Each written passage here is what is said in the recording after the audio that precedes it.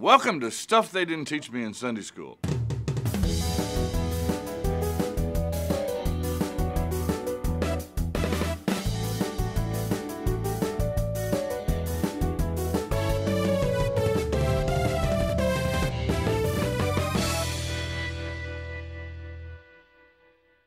I used to be a principal of a school a number of years back, and wish I had $1 for every time I heard a teacher say, they just don't get it. If they were trying to teach fractions, the teacher might say, they just don't get it. If they were trying to teach a little bit of elementary school chemistry, teacher might say, they just don't get it. They just don't get it. You might say that at the beginning of the book of Acts, too. Acts is the second volume in a 2-volume set written by Luke. Luke addresses both volumes to Theophilus. He picks it up, he actually ends Luke with the ascension, and he picks up Acts with the ascension. So he repeats the story, but he gives us a little bit different details on the story. If you look at verse 6 of Acts chapter 1, so when they had come together, they asked him, Lord, will you at this time restore the kingdom to Israel? They just don't get it. They don't get it. These disciples are still looking for the king to sit on the earthly throne and lop off some Roman heads and make Israel a world power again. They don't get it. It's like they're saying, it was really neat following you around. It was neat watching you raise people from the dead. Man, we didn't see that crucifixion thing coming at all. That one took us by surprise. And the resurrection, that was really awesome. Now where's the downtown Jerusalem office? Why aren't there dead soldiers around? When is that coming? When are these Romans getting out of here and you establish your kingdom? They don't get it. Jesus' answer, it's not for you to know times or seasons which the Father has set by his own authority. Here's what you focus on, folks, he says.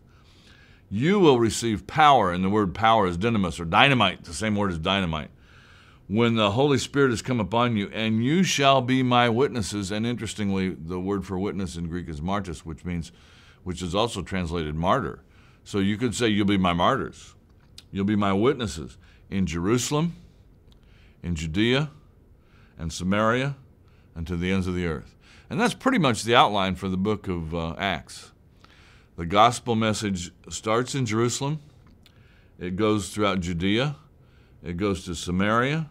And it goes finally in the book of Acts to the city of Rome, to the very navel of the world as the Romans looked at it. It's like these concentric circles going out and the gospel spreading. The gospel we know is going other directions other than just Rome, but we're going to focus on that gospel getting to Rome through the book of Acts, and Jesus predicts that basic concept. Here it is, his ascension. You know the rest of the story. He ascends.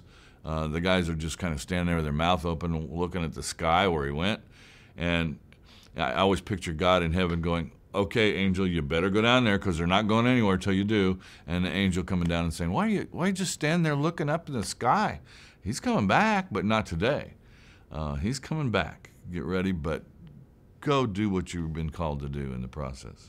And the next incident has the disciples all together in the upper room in chapter 1, verses 15 through the end of that chapter. And I'm not real sure what to make of this. And I'm going to give you a little controversial look at what this story might be, and you may well disagree with it. In the story, the disciples come together, and they're hiding in the upper room. They're scared.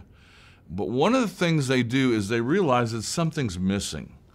Judas has hanged himself, and apparently, according to Acts, also as his body fell off the rope, it broke open. Judas is dead, is the bottom line. And so the 12 apostles have now become the 11 apostles. These guys apparently have some sense that this church, this thing that Jesus put together, is the new Israel. And so it must have 12. Old Israel had 12 tribes. New Israel is going to have 12 apostles. So they get together and decide to fill Judas's spot. And they fill the spot by pulling 2 guys out and then drawing lots among the 2 guys. And the lot falls on a guy by the name of Matthias, who becomes the 12th apostle, and that's the last we ever hear of the guy. We hear nothing more about him in the Bible. Is it possible that God already had in mind the 12th apostle? And that the 12th apostle was going to be a guy by the name of Paul? and that the disciples may have rushed it just a bit by choosing Matthias. I don't know. Somebody has said, and this is an interesting concept, that the church in crisis tends to lock itself in a room and have a voters' assembly. And that's kind of what happens in Acts chapter 1. The church in mission goes out into the community and proclaims the gospel. That's what happens in Acts chapter 2. I don't know that I want to make too much of that, but I would question whether there's no directive here from God telling them to go pick this 12th disciple themselves. But God would pick one. Jesus would pick one himself when he encounters Paul on the road to Damascus. A little bit different look at that story. And I'm not all that sure. You can ask when you get to heaven, is this what you intended, or did they kind of take the reins themselves and go off on their own and pick this 12th apostle? In any case, the church is about to explode. It's on the verge of exploding, but it's not exploding in that upper room with these disciples running scared. It's going to explode in Acts chapter 2, and we'll get to that next week.